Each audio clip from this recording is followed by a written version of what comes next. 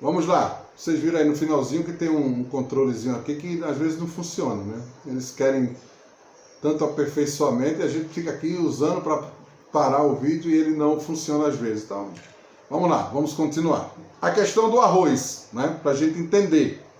Quanto vale um grão de arroz? Ninguém pode dizê-lo. Planta-se um grão de arroz, colhe-se centenas deles. Planta-se 500, colhe-se milhares sobre milhares. Planta-se milhares e já ninguém fará conta da colheita. O valor de um grão depende, pois, do número de vezes que se plante. Se plantássemos um grão de arroz e as suas colheitas durassem 100 anos, creio que nem no mundo inteiro caberia o produto da última colheita. Você lembra quando os gregos queriam ver Jesus? Qual foi uma das parábolas que Jesus falou ali, contou ali? Né? Se o grão de trigo não morrer, ele não pode frutificar. Jesus estava falando dele, que a sua morte, né? Ele se coloca ali como esse grão de trigo, esse grão de arroz, através da sua morte, da sua ressurreição, muitos iriam também ressurgir, iriam nascer novamente por conta da morte desse grão. É essa a ideia que Jesus está tentando passar para os seus discípulos e para nós também. Quando se trata de salvar um grão de arroz, não se alude à salvação daquele grão somente, mas também a todo fruto que dele provém no transcurso dos tempos, dos anos, das colheitas, né? Quando se salva um, salva-se o resto. Esta ideia de salvação, portanto, contempla mais o futuro do que o passado, e é verdade. Não estamos salvos tanto de uma coisa como para alguma coisa.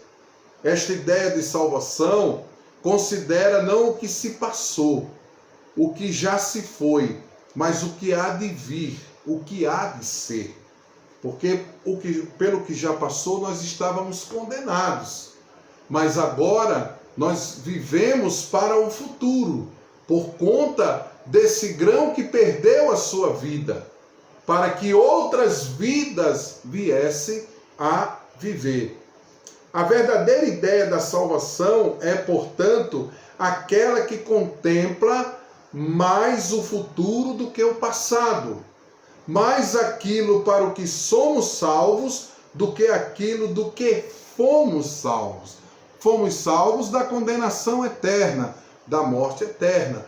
Isso é consequência do nosso passado, mas precisamos de algo mais. Por isso a ideia da salvação futura é uma ideia que deve ser observada e nos parece aparentada e alicerçada pela Bíblia, pela palavra de Deus. A salvação ensinada por Jesus acentua mais o céu com toda a sua glória do que o inferno com todo o seu horror. Não somos salvos apenas por escapar à morte, mas para gozar a vida, né? A questão de dizer, você foi salvo da morte, certo? Mas e daqui para frente agora? Como vai ser? Como vamos prosseguir daqui para frente? Você escapou da morte para gozar a vida eterna. Somos salvos para sermos semelhantes a Deus e não apenas por escaparmos às consequências do nosso pecado. E Paulo fala isso, né? Na primeira epístola também de João, capítulo 3, versículo 2, temos a verdadeira ideia da salvação, que se combina perfeitamente com a definição dada por Jesus em Lucas. João diz: amados, agora somos filhos de Deus e ainda não é manifestado o que havemos de ser. Porém sabemos que quando se manifestar, seremos semelhantes a Ele, porque assim como é, o veremos. Então, aponta-se para um futuro glorioso, para um futuro de esplendor, né? De vitória, a nossa salvação. ela não se limita apenas em dizer Jesus morreu pelos nossos pecados, se entregou pelos nossos pecados, apenas para nos livrar da morte. Não. Ele, por esse sacrifício, ele nos garante a vida eterna, a salvação eterna, para vivermos eternamente com ele. E assim como ele é, né? Como diz o texto assim, porque assim como é, o veremos também. A verdadeira ideia da salvação é, portanto, positiva, ao invés de negativa. Contempla mais o futuro do que o passado. O maior gozo do salvo consiste em se transformar e se tornar mais e mais semelhante a Jesus Cristo. A maior glória desta salvação consiste no que haveremos de ser e não somente em termos escapado da morte. Você gostaria de receber a salvação apenas para escapar da morte? Ou você quer receber a salvação já que escapou da morte, pensando agora, visualizando, vislumbrando o seu futuro glorioso com Jesus, né? Então, que essa mensagem sirva também para a nossa meditação da nossa eterna salvação. Eu queria apresentar para vocês também uma atividade que eu estou passando para vocês, é uma atividade de leitura, tá certo? Para vocês lerem. É uma leitura complementar que vai falar um pouco sobre a soteriologia, que é a salvação, estudo sobre a salvação, né? A soteriologia deriva de duas palavras gregas, soteria e logos, né? Duas palavras que se unem. A primeira significa salvação, a última palavra, doutrina, estudo, né? Discurso.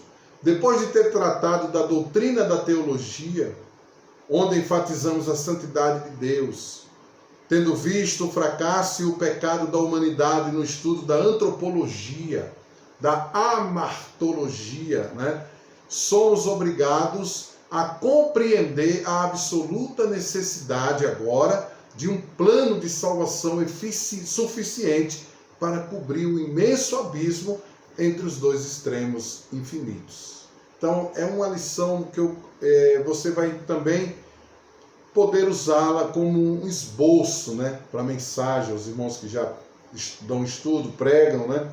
É muito importante, você vai também ter aqui esboço. Eu gravei aqui um ponto que eu quero passar para vocês depois vão ler, para não perder a graça da leitura, que diz assim: o ponto nefrálgico, né, vocês sabem que a palavra nefrálgico significa o ponto mais importante, a coisa mais importante, mais decisiva, né, do plano da salvação de Deus se concentra no cargo e função de um mediador. Alguém que pudesse colocar-se entre um Deus ofendido e uma criatura pecadora e sem esperança. O homem só sentiu a necessidade de alguém assim quando se encontrou afastado de Deus, né? Que Deus nos ajude, que Deus nos fortaleça, nos dê sabedoria cada dia mais para que nós possamos compreender as coisas do céu. Que você consiga nos enviar as suas atividades, aqueles que ainda não enviaram. Nos procure, fale conosco se você tiver com alguma dificuldade, pois nós estamos aqui para ajudar, né, para fazer aquilo que é possível para ajudar vocês. As notas nós já estamos colocando, daqueles que já nos enviaram